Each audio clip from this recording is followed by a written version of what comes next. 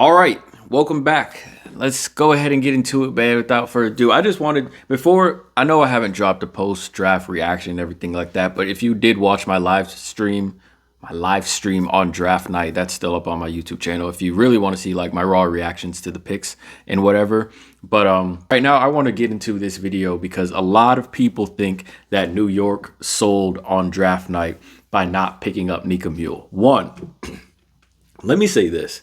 I know we had the 11th pick, right? So we first, okay, this is tough. This is tough. So I even pulled up the stats and everything because I really want to give like at least an in-depth take on if New York really did fumble with Nika Muhl, or did y'all just like the energy Nika was bringing in, like the attention and maybe the storyline and Secretary of Defense? Like, were people persuaded by Nika's aura, or more so than what the New York Liberty actually needed and what the New York Liberty actually were looking for? After her March Madness performance, right? It's not that I wasn't a fan or anything like that. It's just like I didn't really have a care, right? But after her March Madness performance, I guess my eyes got open to what potential like Nika Muhl could actually have. So I am a proud member of the Nika Muhl bandwagon fan club, okay? I am a proud member. If there's one player in the draft that I probably had some sort of emotional attachment to, it was probably Nika Muhl. And that was like, that shit started like a couple days, a couple weeks ago. Like March Madness ended, I was just like, I kind of felt bad because she played such an amazing game. And I'm like, the entire season, I didn't know you were like built like that. You get what I'm saying? All I knew was you turn over the ball a lot. You're in a UConn system. You're a smart point guard, high IQ, cool. You look pretty cool, whatever.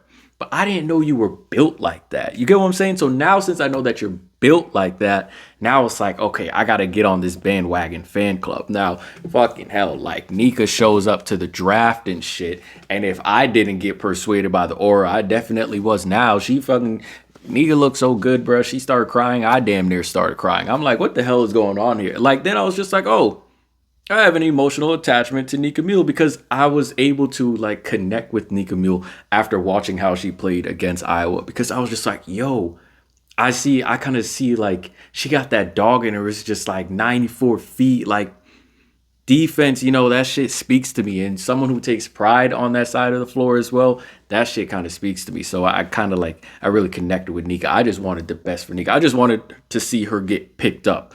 Now, a lot of people are mad that she got picked up in the second round, whatever. She was a 14th pick. Like, chill out. Like, cool out, bro. She got picked up. Pretty high pick as well. I know everyone's tight about her getting in the second round, but she got picked up. That's all I wanted to see, because when those cameras panned to her and you saw that sigh of relief from her, it's on my live stream. Yo, check out my live stream. Oh, shit. Like, I could tell she was like kind of like sitting on pins and needles, because she probably didn't think she would get picked up, especially after New York passed on her, right? But let me say this. A lot of people are saying New York fumbled. I'll say this. The first pick New York's looking for, or first pick a team is looking for, they were going for the fit. One thing that happened in the WNBA draft a couple days ago, a lot of the teams actually went for best fit, which kind of surprised me. But that was the most consistent thing in the night. They went for the best fit. So I can't get mad, right, that New York does the same thing. Okay, now I know there are going to be arguments that Nika is going to be a good fit. We'll get into that. But throughout the draft night, especially through the first round, it was consistent. There were no teams going, because how we would know that it wasn't consistent, Angel Reese would probably get picked up second or fourth, right? The teams passed on her, and they were just like, we're picking these teams for the best fit. So props to the WNBA teams. They didn't look at someone who's like, oh, this player could sell tickets, let's draft her. It was more so they were looking for the best fit. That was consistent throughout at least the first round, right? But they weren't also persuaded by the aura, right? And the aura, no teams were picking off of aura. So that's why I'm just like, it was consistent. Now, like, look at Nika on draft night. The aura was strong. The aura was so damn strong. Every time camera was on her, fucking Frank Sinatra, the way you look tonight kept ringing in my damn ear. Like, that's how strong Nika's aura. Like, look at Nika's. I understand, the fans wanting her to go to New York and basically aligning with New York and wanting her to go to a good team, championship contender, Secretary of Defense. I get it. But if New York was choosing whom they believe to be the best fit for their team, I can't get mad at that. Everyone's saying that New York fumbled. I'm like, hold on. They chose the best fit, cool. But you know who really fumbled on Nika Muhl? No one's talking about this. You know who really fumbled? Fucking Chicago Sky. Why is no one talking about Chicago? Chicago had the 13th pick, right? You had Camila Cardoso, Angel Reese, and you had the 13th pick, and they pick up Brianna Maxwell. Why is no one talking about Chicago? I get it. Okay, New York had the 11th pick. Cool, but again, they were going for best fit. It was consistent.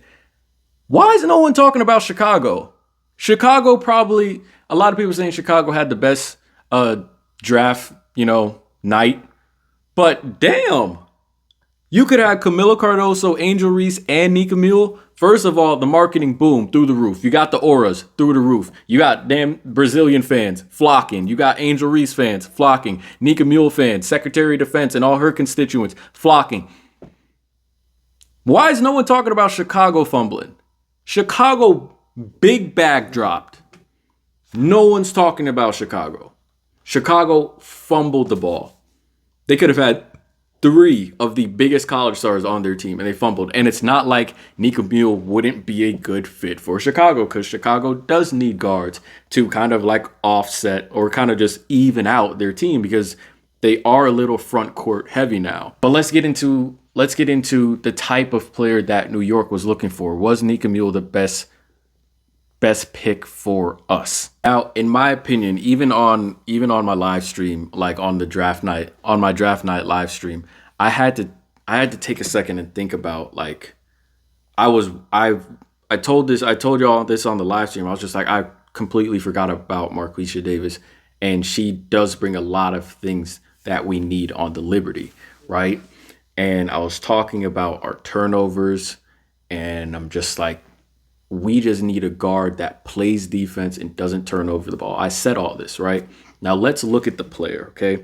Let's look at Nika Muhl. Now, I'm just going to pull up the stats right here. Now, Nika, she played like 3 years in college. Her career averages 5.8 points, 3.5 rebounds, 5.2 assists. She's basically, the traditional point guard, right? She's, in terms of modern point guard, Marquisha has that box checked over Nika Muhl. You get what I'm saying? Nika is more of a traditional point guard, if you will, right? But let's keep going. What are the things that we need to fix on the Liberty? We got to fix our defense. We got to fix our turnovers. We need a little bit of athleticism at that one spot, someone who can handle the ball. Cool. All right. So let's keep going. 3-point percentage. Yeah, did I say 3-point percentage? This is where I think the best argument for Nika Muhl going to the New York Liberty lies, is her 3-point presence, right? At the beginning of the season, when I was watching UConn, I didn't watch a lot of UConn this season, but at the beginning of the season, I was. When I was watching her shoot, I was just like, okay, I wonder if she's a liability from 3. Like, how is she going to fare from the 3 in college? Her career average is 36%. 36%. At her 3 years at UConn, she shot 36% from 3, right? In her last season, let me see. Oh, is this tournament? Sorry. Well, 4 years at UConn. They have her freshman, sophomore, junior, senior. 4 years at UConn, right? In her senior season, she was smacking the 3 ball. So I probably should have been watching UConn a little bit more, and my question probably would have been answered. In her senior season, she shot 52% from below the perimeter, and she shot 40% from 3. Now, this is where I'm like, okay, I understand everything y'all saying now. It's not just the aura, but damn, she's bringing in the 3-point percentage at the guard position that we need, because Courtney Vandersloot doesn't shoot 3 like that. I don't think Maureen Johannes is going to be coming back this season. If Sandy Brondello wants to keep Sabrina at the 2, which I tell y'all all the time is a mistake in my eyes. Here is Nika Muhl, who smacked 40% from three in her last season in college. She's a 36% three-point shooter. Now let's go to Marquisha Davis. Marquisha Davis played at Arkansas, played at Ole Miss. She is a 25% three-point shooter. 25% career three-point shooter. Okay, now let's check her last year in the SEC. She shot 23% from three. Nika checks that box.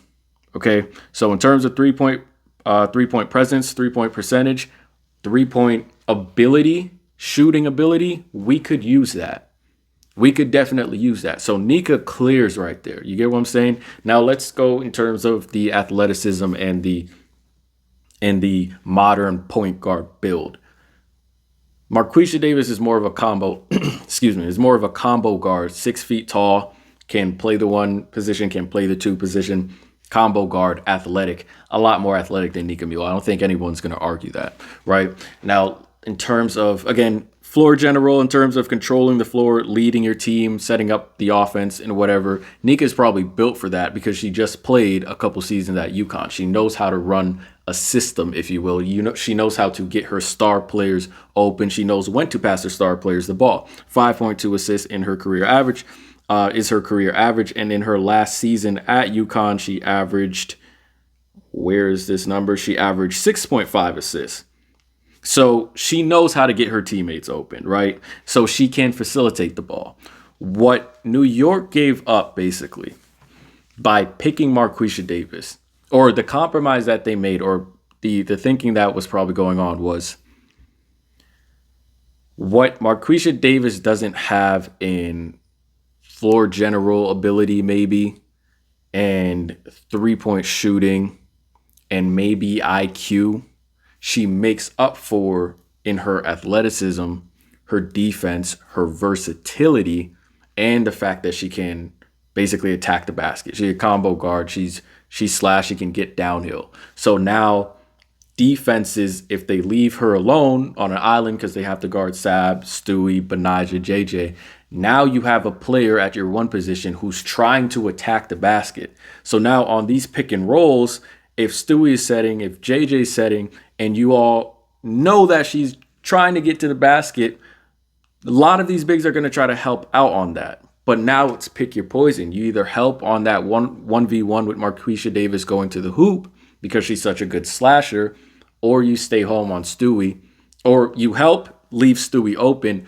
or you stay on Stewie, you stay on JJ, you stay on Sab, you stay on Benijah, and now it's 1v1 with her to the hoop. And she's a big guard. She's an athletic guard. So it's going to be hard for a lot of these guards especially at the one position, to stop her.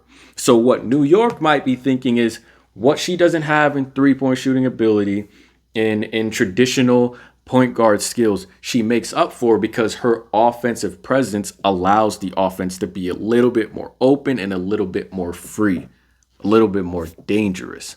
You get what I'm saying?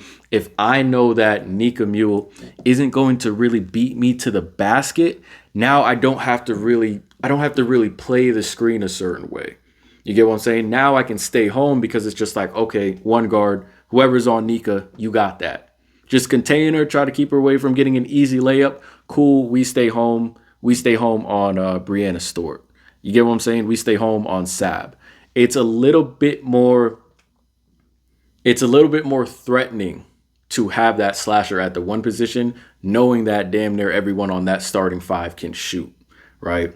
So I think New York made the decision based off of what we're not getting with Marquisha that we'd be getting with Nika. She makes up for it.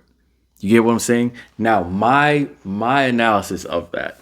Nika Muhl, I'm not saying Nika Muhl wouldn't fit in New York. Because when I was thinking about it, when I was on live stream, when I was thinking about the decision, I said, okay, cool, Marquisha Davis, she's a great pickup. She fits. Nika fits as well. But now I have to think about what's more important, right? What is more important? And even though I'm a fan of the Marquisha pick, that's the reason why I wanted to sit with this and I didn't do this video immediately, because I just wanted to think about it. I was just like, wait, hold on. would Nika have been a better fit in New York? Let's see. Let's check her boxes real quick, right? So we have the aura, we got the fan base, we got the marketing. Cool. That's checked. She's a floor general. She's going to a team with basically 4 stars in her starting lineup, right? She's a floor general. She can pass the ball, right? She can shoot the 3 ball, which was needed because, again, our guards don't shoot the 3 ball like that. And it allows defenses to basically shrink the paint, right? What else can she do? She can handle the ball well. She's a great defender, so she can guard those one guards that Sandy is trying to, hide Sabrina away from. Turnovers aren't too bad. She averages 2.5 in her college career, 2.6 last season. I'm still not sure if this is the tournament. I think this is the tournament. So she averaged about 3.5 assists last season. So that to me was kind of like, so we can't give her that, right? So in terms of the box, he checks off defense, aura, team leading, IQ. She can match well at her position. She's not a small guard. She's not a big guard, but she matches well at her position. She can hold her own at that one spot. When we go to Marquisha's side, we got combo guard versatility, right? Combo guard versatility. She's a big guard. She's going to be hard for a lot of teams to match up with. She's a matchup problem. Do you put your 1 on Marquisha Davis or do you put your 2 on Marquisha Davis? Because you still got Sab and Benaja to worry about, right? Slashing ability. We don't draw a lot of free throws on on New York. We don't attack the basket. We do not draw a lot of free throws. There are times in a game where we could go an entire half with like 2 free throw attempts. We do not draw a lot of free throw attempts. So someone who's a slasher can get to the line, can generate fouls. Needed. Athleticism. She's going to be most likely more athletic than the people at her position, right? Mid-range. Great. We need someone who can knock down the mid-range because we have a bunch of 3-point shooters around us. Sab is obviously going to be hugging the 3-point line. Benaja is more so post. She can pull up for mid-range, right? Stewie can pull up for mid-range. JJ can pull up for mid-range. But a go-to mid-range sniper, cool. And we do have defense.